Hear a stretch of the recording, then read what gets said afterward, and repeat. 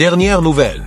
La Liga donne de mauvaises nouvelles au Real Madrid pour le prochain match contre le Rayo Vallecano. Avant de continuer, abonnez-vous à la chaîne et activez la cloche pour toujours recevoir de nouvelles vidéos.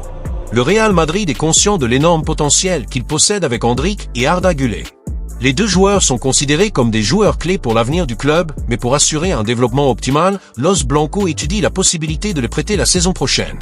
Selon les informations du portail espagnol Fichage, l'idée du club est simple, offrir plus de temps de jeu aux deux jeunes, leur permettant de revenir plus expérimentés et prêts à se battre pour une place dans l'équipe de départ. La politique du Real a toujours été de polir ses joyaux de la meilleure façon possible, et cette stratégie a fonctionné dans le passé avec d'autres athlètes. Désormais, le club cherche à répéter cette formule à succès avec Endrick et Güler, dans le but de les consolider comme protagonistes de l'équipe à l'avenir. Parmi les destinations possibles, la Bundesliga apparaît comme un scénario idéal pour le développement des joueurs prometteurs des Merengues. Selon les informations de Transfer Feed, le RB Leipzig, l'un des clubs les plus efficaces d'Europe dans le développement des jeunes talents, a manifesté son intérêt pour la signature des deux joueurs. L'équipe allemande voit Endrick et Arda Güler comme des renforts qui peuvent ajouter de la qualité et de l'importance à l'effectif, en plus d'avoir un profil qui correspond au style de jeu dynamique de l'équipe. Le bilan de Leipzig en matière de développement de jeunes joueurs et de transformation d'eux en stars de classe mondiale enthousiasme le Real Madrid, qui considère la Bundesliga comme un environnement hautement compétitif propice au développement technique et tactique de ses joueurs prometteurs. Malgré l'intérêt du RB Leipzig et la volonté d'obtenir plus de minutes pour ces jeunes joueurs, le Real Madrid impose deux conditions non négociables pour qu'Endrick et Arda Güler soient prêtés. La première exigence du club merengue est que le prêt ne soit assorti d'aucune option d'achat. Cela signifie que, quelle que soit la performance des joueurs dans l'équipe allemande, le Real Madrid n'autorisera aucune clause qui permettrait à Endrick ou Güler de rester définitivement à Leipzig ou dans tout autre club intéressé. Cette décision renforce la conviction du conseil d'administration que les deux athlètes font partie du projet à long terme du club et sont considérés comme fondamentaux pour l'avenir de l'équipe principale. La deuxième condition posée par le Real Madrid est que les joueurs eux-mêmes soient pleinement convaincus que ce changement sera bénéfique pour leur carrière. Le club comprend que pour qu'un prêt soit réussi, les joueurs doivent être motivés et prêts à saisir l'opportunité de se développer. Il n'y a aucun intérêt à forcer Endrick ou Güler à accepter un transfert temporaire s'ils ne voient pas cette expérience comme une étape positive dans leur carrière professionnelle. La direction du Real Madrid souhaite que les deux joueurs comprennent que la Bundesliga peut être un environnement idéal pour perfectionner leurs compétences face à un style de jeu physique et compétitif qui peut les préparer aux défis du football espagnol. De plus, le choix du club auquel les joueurs seront prêtés sera fait avec une extrême prudence. Le Real Madrid ne veut pas seulement s'assurer qu'Endrick et Güler aient plus de minutes sur le terrain, mais aussi qu'ils soient utilisés correctement dans un schéma tactique qui favorise leurs caractéristiques. Leipzig se distingue comme une destination attractive précisément parce qu'elle a pour habitude d'accorder de l'espace et de l'importance aux jeunes talents, contribuant ainsi au développement de joueurs prometteurs qui deviendront plus tard des stars du football européen. Toutefois, si l'équipe allemande ne répond pas aux exigences demandées par le Real Madrid, le club espagnol pourrait envisager d'autres options sur le marché européen. L'objectif ultime est de faire en sorte qu'à la fin de la période de prêt, Endrick et Güler reviennent au Santiago Bernabéu mieux préparés pour se battre pour une place dans le 11 de départ et contribuer efficacement au succès de l'équipe. La stratégie du Real Madrid consistant à prêter des joueurs prometteurs pour qu'ils reviennent mieux préparés n'a rien de nouveau. L'un des cas les plus emblématiques de ce modèle de développement est celui de l'arrière droit Dani Carvajal. Produit du système de formation du club, Carvajal a toujours été considéré comme un talent prometteur, mais afin d'acquérir de l'expérience et des minutes à 1 haut niveau, il a été transféré au Bayer Leverkusen en Allemagne en 2012. Au cours de son passage en Bundesliga, le défenseur a réalisé des performances impressionnantes, démontrant sa maturité, sa solidité défensive et sa grande capacité offensive. Sa croissance fut si remarquable qu'un an plus tard, le Real Madrid exerça sa clause de rachat et ramena Carvajal au Santiago Bernabéu. Depuis lors, il s'est imposé comme l'un des meilleurs arrière-droits du monde, jouant un rôle clé dans les nombreuses réalisations du club, notamment plusieurs titres de Ligue des Champions. Le succès de ce modèle se renforce la conviction du Real Madrid selon laquelle une période d'adaptation dans un autre championnat peut être cruciale pour le développement des jeunes talents. La Bundesliga, en particulier, est une ligue très physique et tactiquement exigeante, ce qui en fait un environnement idéal pour les joueurs qui ont besoin de se développer avant d'assumer un rôle de premier plan dans une équipe d'élite comme le Real Madrid. Tout comme ce qui s'est passé avec Carvajal, la direction du Real Madrid estime qu'Endrick et Arda Güler peuvent bénéficier énormément du fait de jouer dans une équipe qui leur offre de l'espace pour jouer régulièrement et faire face à des défis qui stimulent leur développement technique et mental.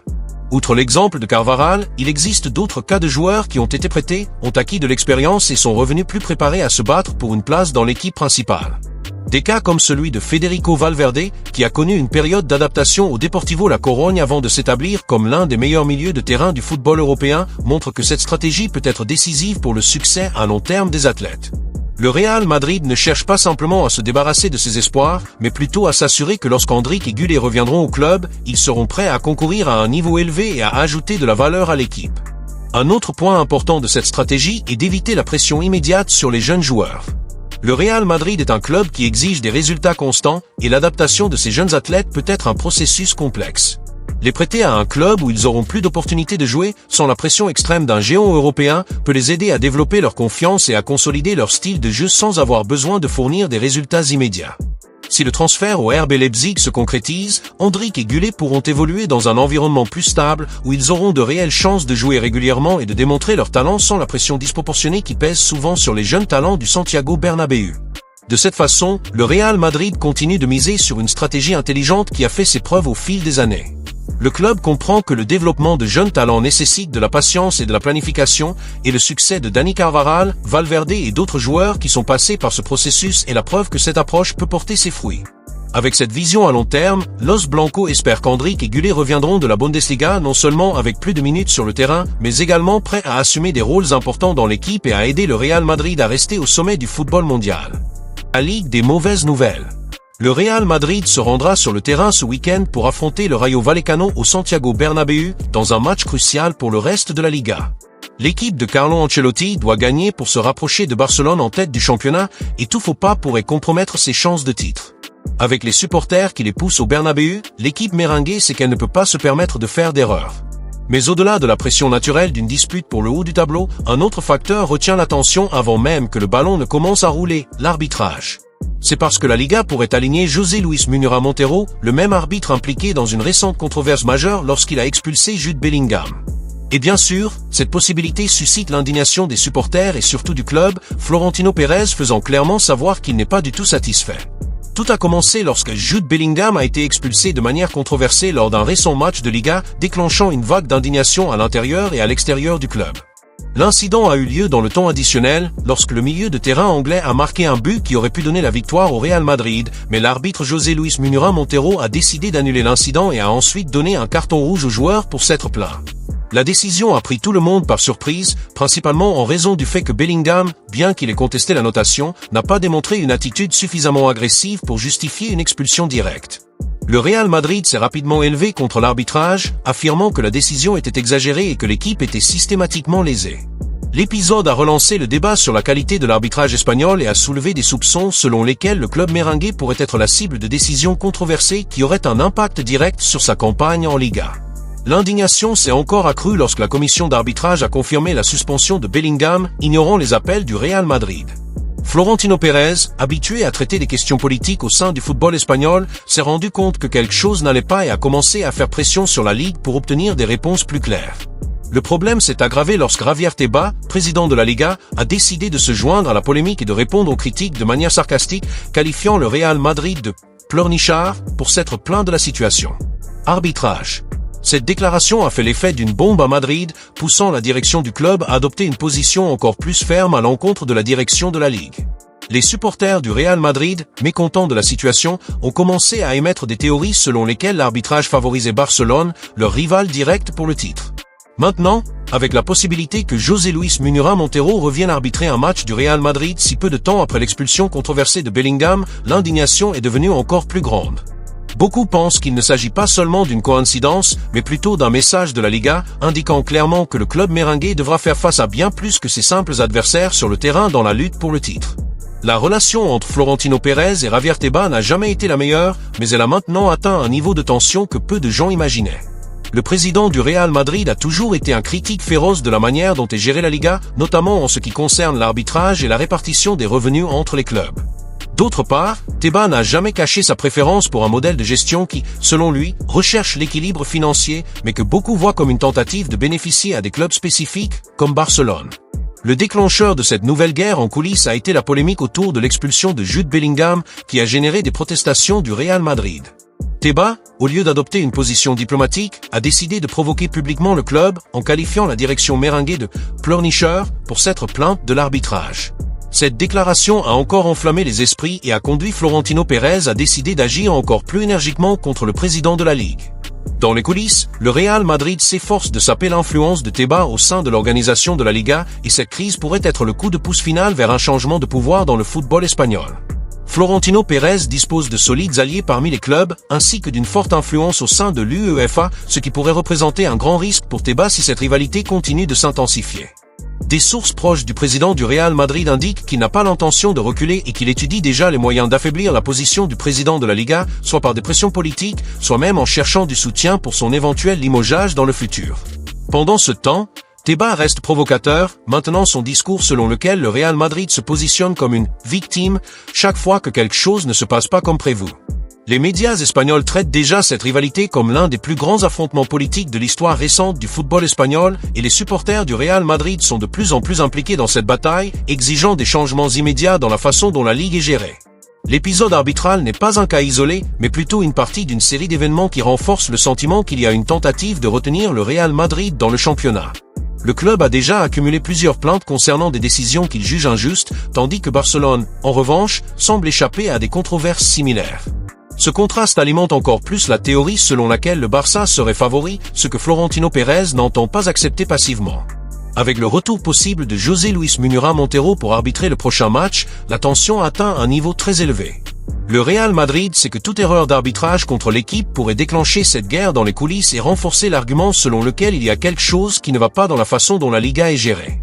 Le Santiago Bernabéu promet d'être un chaudron, et si une autre décision controversée se produit, cette rivalité entre Florentino Pérez et Javier Tebas pourrait prendre des proportions encore plus explosives dans les prochains chapitres de ce feuilleton qui est loin d'être terminé.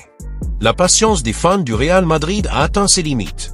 Depuis l'expulsion controversée de Jude Bellingham, le mécontentement n'a fait qu'augmenter, et maintenant, avec la possibilité que le même arbitre arbitre le prochain match, les supporters madrilènes se sentent encore plus indignés. Les réseaux sociaux ont été envahis par les protestations des supporters accusant la Liga de manipuler le championnat pour favoriser Barcelone, tout en nuisant au Real Madrid. Plusieurs personnalités influentes de la communauté madrilène ont commencé à remettre ouvertement en question les décisions de la Ligue, soulignant que, tandis que le club merengue a été sévèrement puni pour des incidents douteux, ses rivaux directs ont reçu un traitement plus clément. Cette indignation ne se limite pas à l'environnement en ligne. Dans les rues de Madrid, le sentiment est le même. Les supporters sont mobilisés et prévoient déjà des manifestations lors du match contre le Rayo Vallecano au Santiago Bernabéu, qui promet d'être le théâtre de l'un des moments les plus tendus de la saison. Le mécontentement des supporters se reflète également dans les tribunes. Lors des derniers matchs, on pouvait déjà entendre des chants dirigés contre la Liga et le président Javier Tebas, exigeant plus de transparence et d'égalité dans le championnat. Maintenant, avec la controverse, l'escalade fait que l'on s'attend à ce que le Bernabéu devienne un véritable chaudron contre toute décision arbitrale douteuse. Beaucoup pensent que le Real Madrid doit adopter une position encore plus ferme en coulisses, et certains préconisent même que le club boycotte certaines compétitions en guise de protestation.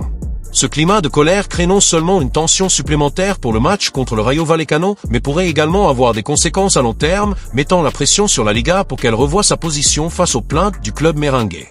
De plus, l'épisode actuel ravive un vieux fantôme que les fans du Real Madrid connaissent bien, le sentiment que l'équipe est constamment désavantagée lorsqu'il s'agit de prendre des décisions en dehors du terrain. Au cours des dernières saisons, le club a été impliqué dans des conflits avec la Ligue et la Fédération espagnole, arguant toujours qu'il y avait du favoritisme envers d'autres équipes, en particulier Barcelone. La récente rivalité politique entre Florentino Pérez et Javier Tebas ne fait que renforcer cette théorie. Pour les supporters, il n'y a plus de doute, l'arbitrage est utilisé comme un outil pour nuire au Real Madrid. Si une autre erreur est commise lors du match contre le Rayo Vallecano, l'indignation pourrait atteindre un niveau sans précédent. Si sur le terrain l'équipe a besoin d'une victoire pour continuer à se battre pour le titre, en dehors du terrain les supporters exigent des réponses et veulent que le club prenne des mesures drastiques contre ce qu'ils considèrent comme une injustice flagrante.